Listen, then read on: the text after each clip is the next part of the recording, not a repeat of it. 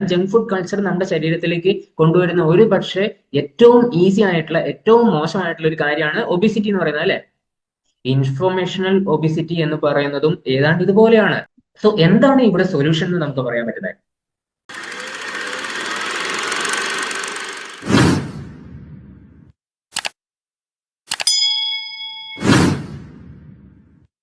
Good evening all of you. ഇപ്പൊ Sabu sir പറഞ്ഞതിലുണ്ട് എല്ലാം. നമ്മുടെ കയ്യിലിരിക്കുന്ന സൂത്രം തന്നെയാണ് ഒരുപക്ഷെ കഴിഞ്ഞ ഒരു 4-5 വർഷമായിട്ട് സ്ട്രെസ് കൂട്ടാൻ കാരണം. എല്ലാം ഡിജിറ്റൽ ആവാൻ വേണ്ടിയിട്ടാണല്ലോ. ആ സമയത്ത് കോവിഡ് വന്ന സമയത്താണ് ശരിക്കും പറഞ്ഞു കഴിഞ്ഞാൽ അതിനെപ്പറ്റി വളരെ കൂടുതലായിട്ട് ആൾക്കാർ ബോധവാന്മാരായത്, അല്ലെ? ഒരുപക്ഷെ കോവിഡ് തുടങ്ങുന്നതിന് മുമ്പ് തന്നെ സൂം ആപ്ലിക്കേഷൻ യൂസ് ചെയ്ത ഒരാളാണ് ഞാൻ. എനിക്ക് അത്രയൊന്നും ഒരുപാട് ഡീറ്റെയിൽ ആയിട്ടൊന്നും അറിയില്ലായിരുന്നു. അതുപോലെ കണക്ടിവിറ്റി ഇഷ്യൂ ഒക്കെ ഉണ്ടായിരുന്നു.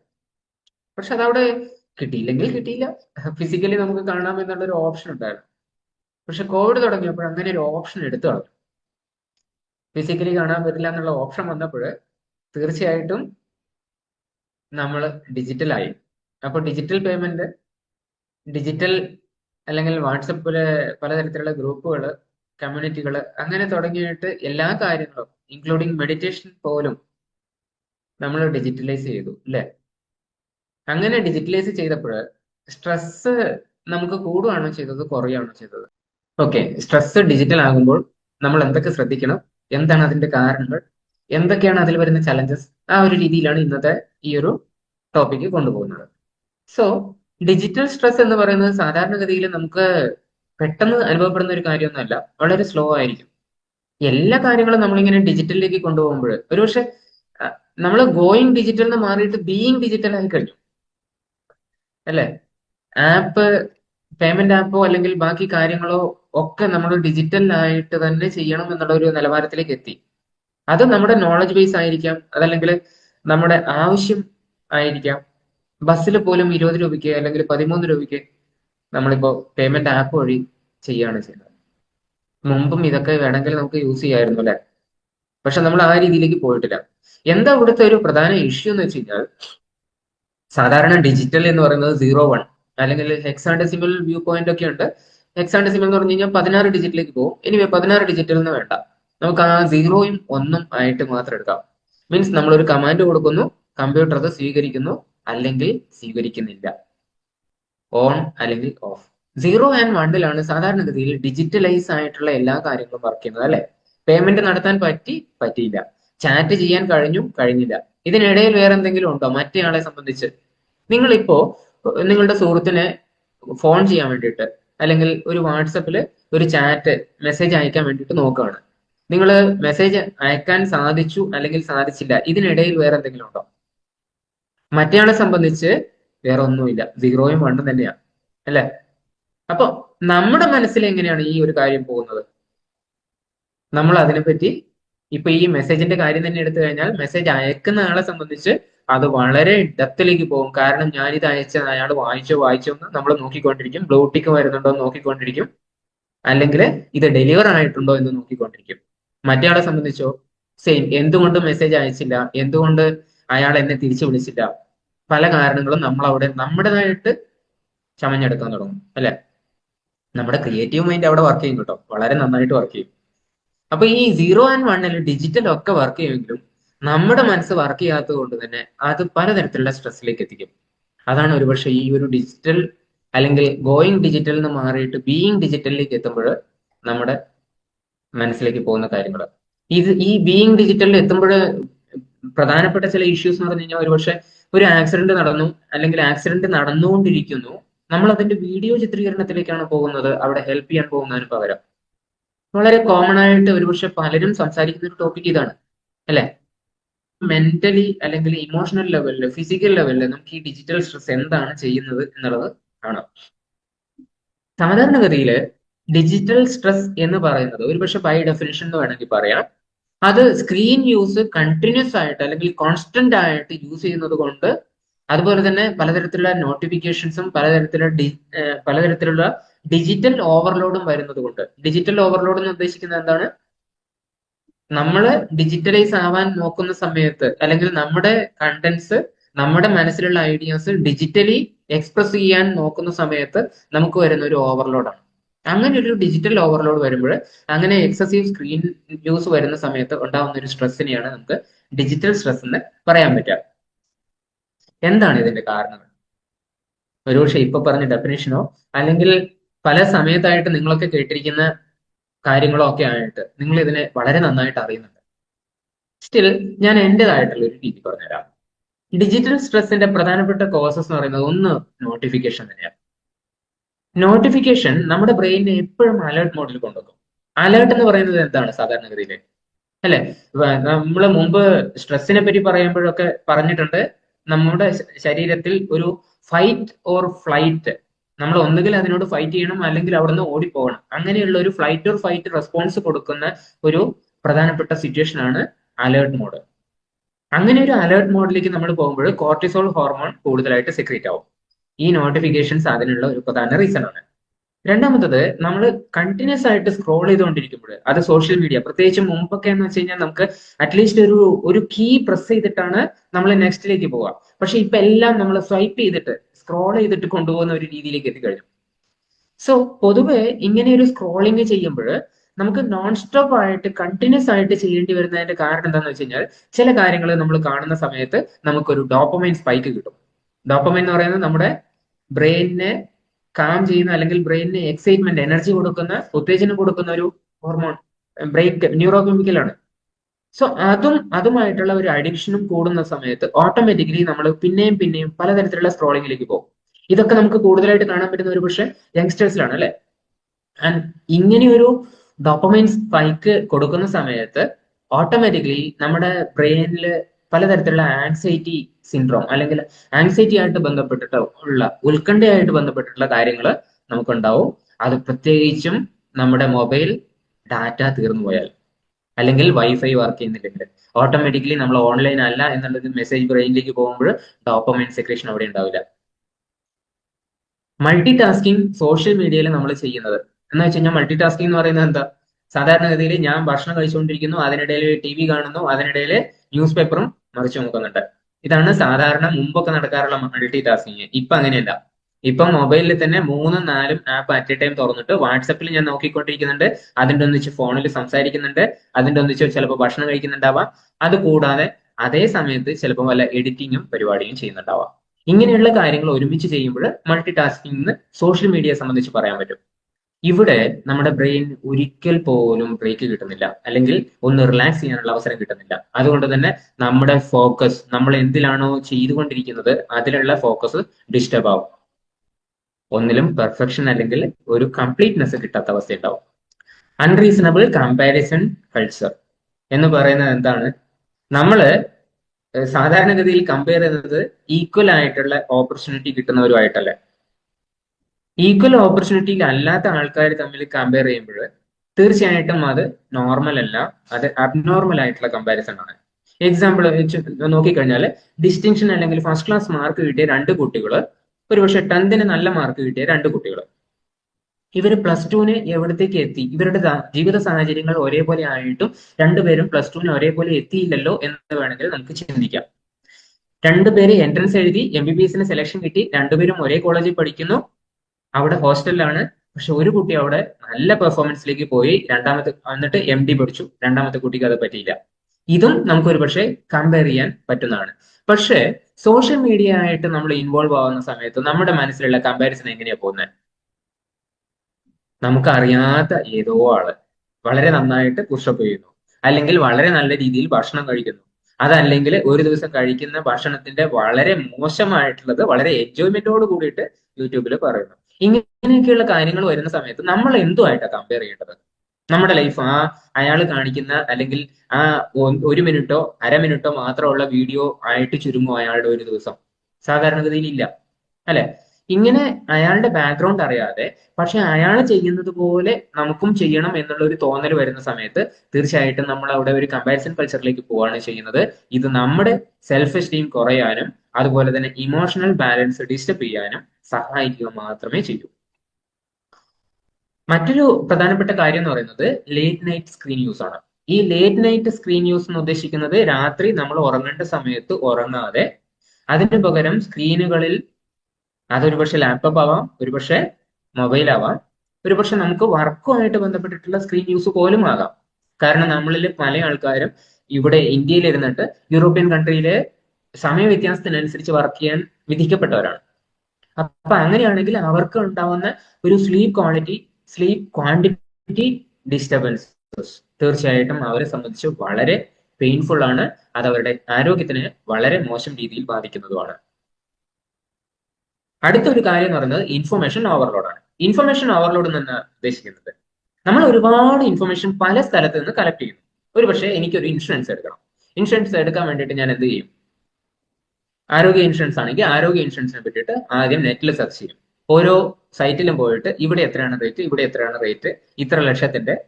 അതിനുശേഷം നോക്കുമ്പോൾ പെട്ടെന്നൊരു ഐഡിയ, അയ്യോ ഇവിടെ ഞാൻ 3 പേർക്ക് ഇത്രയാണ് ഏജ് കൊടുത്തിരുന്നത്, അവിടെ കൊടുത്തിരുന്നതിൽ ഏജ് തെറ്റിപ്പോയി. അപ്പൊ ഇതിനനുസരിച്ചിട്ട് എഗെയിൻ നമ്മൾ അതിന് മറ്റ് ക്രൈറ്റീരിയ ഒക്കെ കൊടുത്ത് എഗെയിൻ ഒന്നുകൂടി ഡാറ്റ സെർച്ച് ചെയ്യും. അങ്ങനെ സെർച്ച് ചെയ്യുന്ന സമയത്ത് മനസ്സിലാവുന്ന അവിടെ ക്യാൻസറുമായിട്ട് ബന്ധപ്പെട്ടിട്ടുള്ള ഒരു സ്പെസിഫിക് ട്രീറ്റ്മെന്റിന് വേണ്ടിയിട്ട് കൂടുതൽ ഓപ്ഷൻസ് കിട്ടുന്നുണ്ട്. അതുപോലെ തന്നെ നമ്പർ ഓഫ് ഹോസ്പിറ്റൽ നെറ്റ്വർക്ക് കൂടുതലുണ്ട്. ഇങ്ങനെ തുടങ്ങിയിട്ട് പല പല കാര്യങ്ങൾ പല പല ഇൻഷുറൻസ് കമ്പനികളിൽ നിന്ന് നമ്മൾ ഇൻഫർമേഷൻ ആയിട്ട് സെലക്ട് ചെയ്യാൻ തുടങ്ങുകയാണ് ചെയ്യുന്നത്. ദിസ് ഇസ് വൺ ജസ്റ്റ് ഒരു കേസ് മാത്രമാണ് ഞാൻ പറഞ്ഞത്. വൈറ്റമിൻ ഡിയെ പറ്റി ഞാൻ പഠിക്കാൻ തുടങ്ങുമ്പോൾ വൈറ്റമിൻ ഡിയെ പറ്റിയിട്ടുള്ള ഒത്തിരി റിസർച്ച് പേപ്പറുകളാണ് അതിൽ വരുന്നത്. ഏതാണ്ട് 20,000-ലധികം ഓത്തന്റിക് ആയിട്ടുള്ള റീസെന്റ് നടന്ന റിസർച്ച് പേപ്പറുകൾ. ഇതിൽ പലതും സപ്പോർട്ട് ചെയ്യുന്നു, പലതും ഓപ്പോസ് ചെയ്യുന്നു, പലതും 60,000 IU ഇന്റർനാഷണൽ യൂണിറ്റ് ഉപയോഗിക്കാൻ പാടില്ല എന്ന് പറയുന്നു. ഇങ്ങനെയൊക്കെ തുടങ്ങിയിട്ടുള്ള പല പല റിപ്പോർട്ടുകളും പല പല റിസർച്ചുകളും. ഇതിനെ പറ്റിയിട്ടൊക്കെ ഡെപ്തിലേക്ക് പോകുമ്പോൾ ഏതാണ് ശരി ഏതാണ് തെറ്റ് എന്ന് മനസ്സിലാക്കാൻ എനിക്ക് ഒരു പക്ഷെ കഴിയുന്നില്ല. കാരണം എന്റെ ബ്രെയിൻ അതുമായിട്ട് ബന്ധപ്പെട്ടിട്ട് അത്രയ്ക്കങ്ങ് ഡെവലപ്പ് ചെയ്തിട്ടില്ലെങ്കിലോ. അവിടെ ഇൻഫർമേഷൻ ഒരുപാട് കിട്ടിയിട്ടുണ്ട്, പക്ഷെ അതിനെ അസസ് ചെയ്യാനോ അപഗ്രഥിക്കാനോ എന്റെ മനസ്സിന് വേണ്ട ക്വാളിറ്റി ഇല്ല. Brain becomes tired. ഞാൻ പൊതുവെ ക്ഷീണിക്കും, എന്റെ ബ്രെയിൻ നല്ലോണം ക്ഷീണിക്കും. അങ്ങനെ ആവുമ്പോഴും അത് വലിയ ഒരു പ്രശ്നത്തിലേക്ക് എത്തും.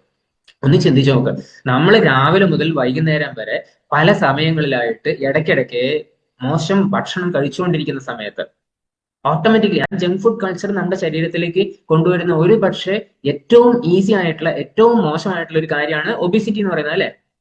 ഇൻഫോർമേഷണൽ ഒബിസിറ്റി എന്ന് പറയുന്നതും ഏതാണ്ട് ഇതുപോലെയാണ്. നമ്മുടെ ബ്രെയിൻ ഒരുപാട് കാര്യങ്ങൾ കളക്ട് ചെയ്ത് അതിനുശേഷം അതിൽ നിന്ന് കറക്റ്റ് ആയിട്ടുള്ള ഒരു പ്രോസസ്സിംഗ് നടത്താൻ പറ്റിയിട്ടില്ലെങ്കിൽ, പ്രോസസ്സിംഗ് നടന്നു കഴിഞ്ഞാൽ എന്താ ഗുണം എന്ന് വെച്ച് കഴിഞ്ഞാൽ നമ്മൾ അവിടെ ഒരു പെർട്ടിക്കുലർ ഇൻഫർമേഷനിൽ സ്റ്റിക്ക് ഓൺ ചെയ്യും. പ്രോസസ്സിംഗ് ശരിക്കും നടത്താൻ പറ്റിയിട്ടില്ലെങ്കിലോ പലതരത്തിലുള്ള news, reels, notification, podcast, advices, opinions ഇങ്ങനെ തുടങ്ങിയിട്ട് റിസർച്ചും സ്റ്റഡികളും ഒക്കെ നമ്മുടെ ബ്രെയിനിനെ സ്വാധീനിക്കും. അവിടെ ബ്രെയിൻ ഓവർലോഡ് ഫീൽ ചെയ്യും. അങ്ങനെ ഒരു ഒബിസിറ്റിയിലേക്കാണ് ശരിക്കും പറഞ്ഞു കഴിഞ്ഞാൽ ഇന്നത്തെ പഠിച്ച അല്ലെങ്കിൽ ഇന്റലക്ച്വൽ ആയിട്ടുള്ള ജനത പോയിക്കൊണ്ടിരിക്കുന്നത്.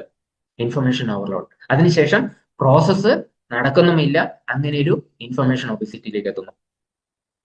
ഇവിടെ ഈ ഒരു ഇൻഫർമേഷനുള്ള ഒബിസിറ്റി നടക്കാനുള്ള ഒരു പ്രധാനപ്പെട്ട കാരണം എന്ന് വെച്ച് കഴിഞ്ഞാൽ സാധാരണ ജനങ്ങളിലും ഇതൊക്കെ ഉണ്ട് കേട്ടോ. അതിന്റെ ഒരു പ്രധാന കാരണം എന്ന് പറഞ്ഞു കഴിഞ്ഞാൽ pressure to learn everything and stay updated.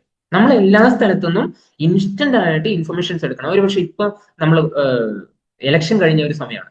ഈ എലക്ഷന്റെ സമയത്ത് നമ്മൾ എല്ലാം കഴിഞ്ഞ ശനിയാഴ്ച അല്ലെങ്കിൽ കഴിഞ്ഞ വ്യാഴം, വെള്ളി, ശനി തുടങ്ങിയ ദിവസങ്ങളിലൊക്കെ എവിടെയായിരുന്നു ബിസി ആയിരുന്നത്? ഒരുപക്ഷെ മൊബൈലുകളിലും അതുപോലെ തന്നെ ലൈവ് ആയിട്ടുള്ള എലക്ഷൻ റിസൾട്ടിനെ പറ്റിയിട്ടുള്ള കാര്യങ്ങളിലുമായിരുന്നു.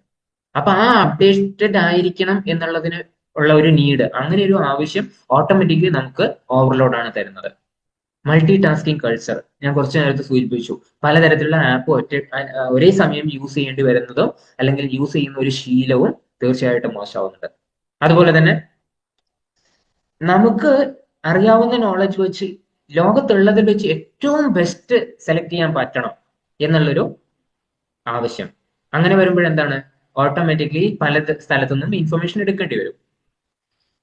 മറ്റൊരു കാര്യമാണ് സോഷ്യൽ മീഡിയയിൽ നമ്മൾ ചെയ്യുന്ന എന്തും പെർഫെക്റ്റ് ആവണം എന്നുള്ളൊരു ഫീല്.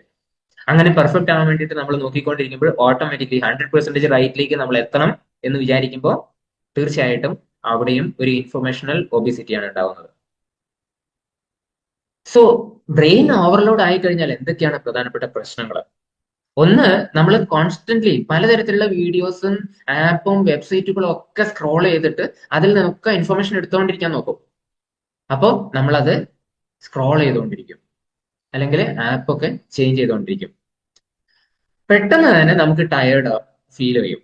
എന്ന് വെച്ച് കഴിഞ്ഞാൽ ഒരുപക്ഷെ ഈവൻ നമ്മൾ ഉറങ്ങി എഴുന്നേൽക്കുമ്പോൾ തന്നെ ഒരു ടയർഡ്നെസ്സിനോട് കൂടിയിട്ട്, ഒരു ക്ഷീണത്തോട് കൂടിയിട്ടാണ് എഴുന്നേൽക്കുന്നത്.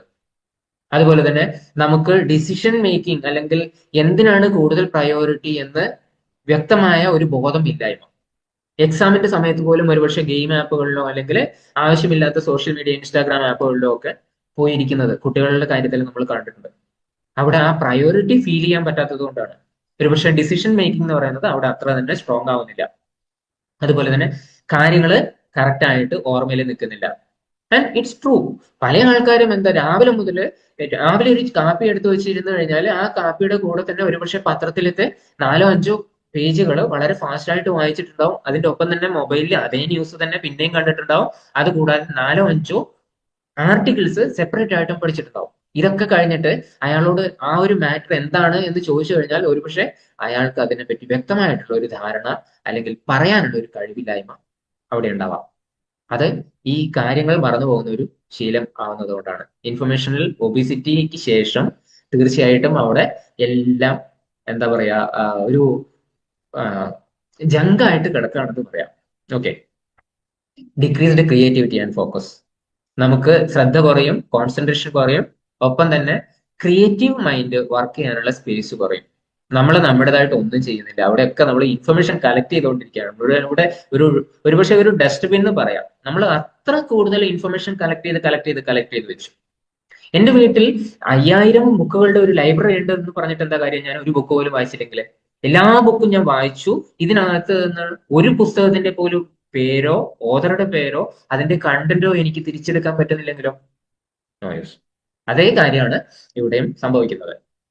സോ ഇത് എന്താണ് ഇങ്ങനെ ഇത്ര വലിയ ഇഷ്യൂ ആവാൻ കാരണം? ബിക്കോസ് ഇങ്ങനെ ഒരു സ്ട്രെസ് സ്റ്റാർട്ട് ചെയ്യുന്ന സമയത്ത് ആരും ഇതിനെപ്പറ്റി ബോധവാനല്ല. ഒരുപക്ഷെ നമ്മുടെ ഇന്നത്തെ ലൈഫിൽ ഇതൊക്കെ എല്ലാവരും യൂസ് ചെയ്യണം എന്നുള്ള ഒരു സിറ്റുവേഷനിലേക്ക് എത്തിയിട്ടുണ്ട്.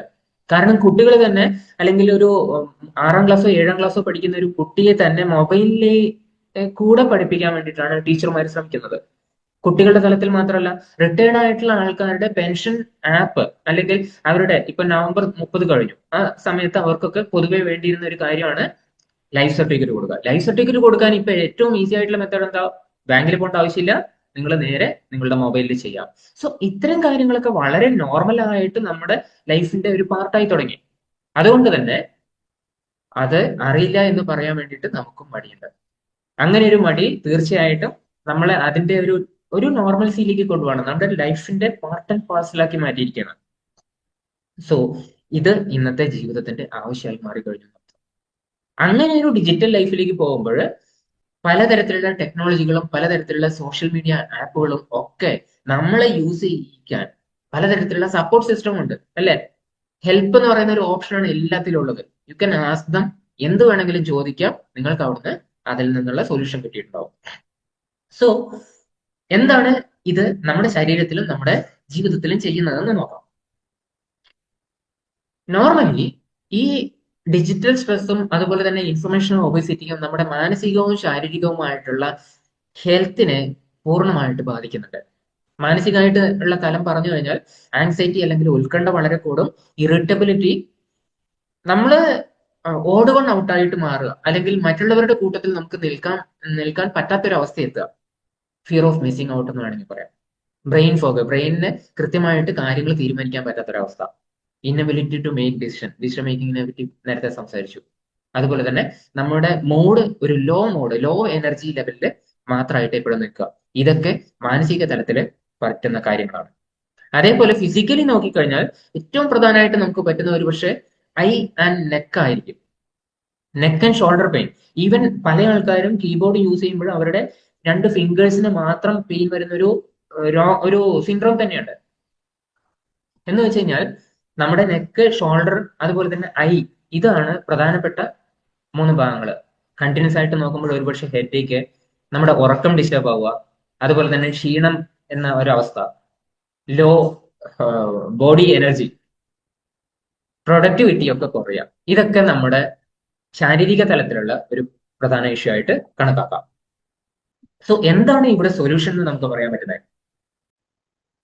ഡിജിറ്റൽ സ്ട്രെസ് മാറണമെങ്കിൽ അല്ലെങ്കിൽ ഡിജിറ്റൽ സ്ട്രെസ്സിനെ നമുക്ക് ഒരു കൺട്രോളിലേക്ക് കൊണ്ടുവരണമെങ്കിൽ നമ്മൾ ചെയ്യേണ്ട ഒരു പ്രധാനപ്പെട്ട കാര്യം എന്ന് പറഞ്ഞു കഴിഞ്ഞാൽ ഒരു പക്ഷേ സ്ക്രീൻ ടൈമിനെ ലിമിറ്റ് ചെയ്യുക എന്നുള്ളതാണ്. നമ്മൾ എത്ര നേരം സ്ക്രീൻ ടൈം യൂസ് ചെയ്യുന്നു എന്നുള്ളത് ഒരുപക്ഷെ വർക്കുമായിട്ട് ബന്ധപ്പെട്ടിട്ട് കമ്പൽസറി ആയിട്ട് ചെയ്യേണ്ട ഒരു കാര്യമായിരിക്കും. എന്നാൽ അത് കൂടാതെ ഈ കമ്പൽഷൻ ഇല്ലാത്ത കുറെ കാര്യങ്ങളുണ്ടല്ലോ, ഒരുപക്ഷെ സോഷ്യൽ മീഡിയ ആയിട്ട് ബന്ധപ്പെട്ടിട്ടായിരിക്കും അത് വളരെ കൂടുതൽ. അതിനെ ഡെലിബറേറ്റ്ലി നമ്മളായിട്ട് തന്നെ ഒരു 1-2 മണിക്കൂർ ഒരു ദിവസം കുറച്ചെടുക്കുക. അത് ഇൻസ്റ്റന്റ് ആയിട്ട് നാളെ മുതൽ ഞാൻ 2 മണിക്കൂർ കുറവേ യൂസ് ചെയ്യുമെന്ന് പറയാൻ ബുദ്ധിമുട്ടായിരിക്കും. പക്ഷെ നാളെ മുതൽ ഒരു 15 മിനിറ്റ് ഞാൻ ഉപയോഗിക്കുന്ന സ്ക്രീൻ ടൈം ട്രാക്കർ പോലും ഇപ്പോഴുണ്ട് കേട്ടോ. നമുക്ക് സ്ക്രീൻ ടൈം നെറ്റ് എത്ര നെറ്റ് യൂസ് ചെയ്തു ഇതിന്റെയൊക്കെ ട്രാക്കിംഗ് എടുക്കാൻ പറ്റും. അപ്പൊ ഈ ഒരു ട്രാക്കർ സിസ്റ്റം വെച്ചിട്ട് നമ്മൾ എത്ര നേരം ഇന്നലെ ഉപയോഗിച്ചു അല്ലെങ്കിൽ കഴിഞ്ഞ ആഴ്ച ഉപയോഗിച്ചു എന്ന് മനസ്സിലാക്കുക.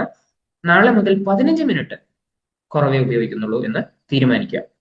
ഒരു may be within A month ഒരു 2 hours നമുക്ക് അതിൽ നിന്ന് കിട്ടുകയാണെങ്കിൽ അത് വളരെ ബെനിഫിറ്റ് ആണ്. മറ്റൊരു കാര്യമാണ് അൺനെസറി ആയിട്ടുള്ള നോട്ടിഫിക്കേഷൻസ് ഓഫ് ചെയ്യുക. അത് വളരെ ഇമ്പോർട്ടന്റ് ആണ്. കാരണം നോട്ടിഫിക്കേഷൻസ് വരുന്ന സമയത്താണ് നമ്മൾ നേരത്തെ പറഞ്ഞ കോർട്ടിസോൾ എഫക്ട് ആവുന്നതെന്ന് പറഞ്ഞു. അപ്പൊ സോഷ്യൽ മീഡിയ, ഷോപ്പിംഗ് ആപ്ലിക്കേഷൻസ്, അതുപോലെ തന്നെ ചില ഗ്രൂപ്പുകൾ, ഇതിന്റെയൊക്കെ നോട്ടിഫിക്കേഷൻ പൂർണ്ണമായിട്ട് അങ്ങ് ഓഫ് ചെയ്യാം. ഒരുപക്ഷെ ഞാൻ എളുപ്പത്തിൽ പറയുന്ന ഒരു കാര്യം എന്ന് വെച്ച് കഴിഞ്ഞാൽ നിങ്ങൾ നിങ്ങളുടെ വാട്സപ്പ്, ടെലഗ്രാം ആപ്പ് പൂർണ്ണമായിട്ടും അതിന്റെ ചാറ്റ് നോട്ടിഫിക്കേഷൻ ഓഫ് ചെയ്ത് വയ്ക്കുന്നതാണ് നല്ലത്. ഡിജിറ്റൽ സൺറൈസ് ആൻഡ് സൺസെറ്റ് എന്താ ഇത് ഉദ്ദേശിക്കുന്നതെന്ന് വെച്ച് കഴിഞ്ഞാൽ സൂര്യൻ ഉദിക്കുന്നുണ്ട്, സൂര്യൻ അസ്തമിക്കുന്നുണ്ട്. അതുപോലെ തന്നെ നമ്മൾ എഴുന്നേറ്റിട്ട് ആദ്യത്തെ 1 മണിക്കൂറും അവസാനത്തെ 1 മണിക്കൂറും നമ്മൾ മൊബൈൽ അല്ലെങ്കിൽ സ്ക്രീൻസ് യൂസ് ചെയ്യില്ല എന്ന് തീരുമാനിക്കുക. അങ്ങനെ ഒരു ഡിജിറ്റൽ സൺറൈസിലേക്ക് സൺസെറ്റിലേക്കും പോവുക. No multi tasking. ഒരു ടാസ്ക്, ഒരു ആപ്ലിക്കേഷൻ അറ്റ് എ ടൈം തുറക്കുക, അതിലത്തെ വർക്ക് കംപ്ലീറ്റ് ചെയ്യുക, അടുത്തതിലേക്ക് പോവാം. അങ്ങനെ ഒരു മൾട്ടി ടാസ്കിങ് കൊടുക്കുമ്പോൾ അറ്റ്ലീസ്റ്റ് ആ ചേഞ്ച് ഓവർ ടൈമില് ബ്രെയിനിന് കുറച്ചു നേരം ബ്രേക്ക് കിട്ടും. ആ സമയത്ത് ഫിസിക്കൽ ലെവലിൽ പറഞ്ഞു കഴിഞ്ഞാൽ ഒന്ന് നിങ്ങൾക്ക് എഴുന്നേറ്റ് നിന്നിട്ട് കയ്യും കാലും ഒക്കെ സ്ട്രെച്ച് ചെയ്യാനും സമയം കിട്ടും. മൈൻഡ്ഫുൾനെസ് ശരിക്കും നമ്മൾക്ക് നമ്മുടെ ജീവിതത്തിൽ എന്തെങ്കിലും അഡിഷൻ തരും എന്ന് ഉറപ്പുള്ള അക്കൗണ്ടുകൾ, അത്തരം ഫേസ്ബുക്ക് അല്ലെങ്കിൽ അത്തരം ആപ്ലിക്കേഷൻസ് മാത്രം നമ്മൾ സബ്സ്ക്രൈബ് ചെയ്യുക, അത്തരം ചാനലുകൾ മാത്രം കാണുക. അതിൽ നിന്ന് മാത്രം നമുക്ക് എന്തെങ്കിലും ഇംപ്രൂവ്മെന്റ് ഉണ്ടാവും, അല്ലെങ്കിൽ ഗ്രോത്ത് ഓറിയന്റഡ് ആയിട്ടോ പ്രോഗ്രസീവ് ആയിട്ടോ നമുക്ക് മുന്നോട്ട് പോകാൻ പറ്റും. അതിന്റെ ഒന്നിച്ച് തന്നെ സ്ട്രെസ് അല്ലെങ്കിൽ അത്തരം ട്രിഗേഴ്സ് തരുന്ന നമ്മുടെ മനസ്സിന് എന്തെങ്കിലും ഉലയ്ക്കുന്ന കാര്യങ്ങളുള്ള ആപ്ലിക്കേഷൻസും അത്തരം ചാനലുകളും ഫോളോ ചെയ്യാതിരിക്കുക.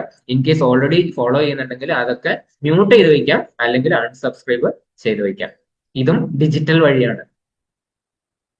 ഒരു സ്ക്രീൻ ലിമിറ്റ് അല്ലെങ്കിൽ നമ്മൾ എത്ര നേരം ഒരു സ്ക്രീൻ ടൈം യൂസ് ചെയ്യുന്നു എന്നുള്ളത് ഇൻഫർമേഷണൽ ഒബിസിറ്റിയെ പ്രിവെന്റ് ചെയ്യാൻ വേണ്ടിയിട്ട് ഹെൽപ്പ് ചെയ്യുന്ന ഒരു കാര്യമാണ്.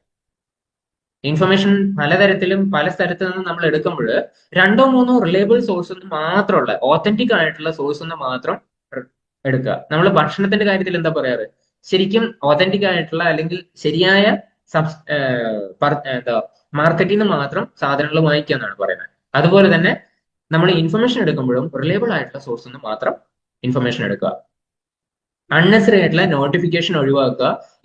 ഇത് വളരെ കൂടുതലായിട്ട് ഹെൽപ്പ് ചെയ്യുന്ന ഒരുപക്ഷെ ഈ 3-3-3 റൂൾ വെച്ചിട്ടായിരിക്കും. 3 ടോപ്പിക്കുകൾ മാത്രമേ ഞാൻ നോക്കുള്ളൂ, അതിന് 3 സോഴ്സസ് മാത്രമേ യൂസ് ചെയ്യൂ, മാക്സിമം 30 മിനിറ്റ് ഞാൻ ഇന്ന് യൂസ് ചെയ്യൂ.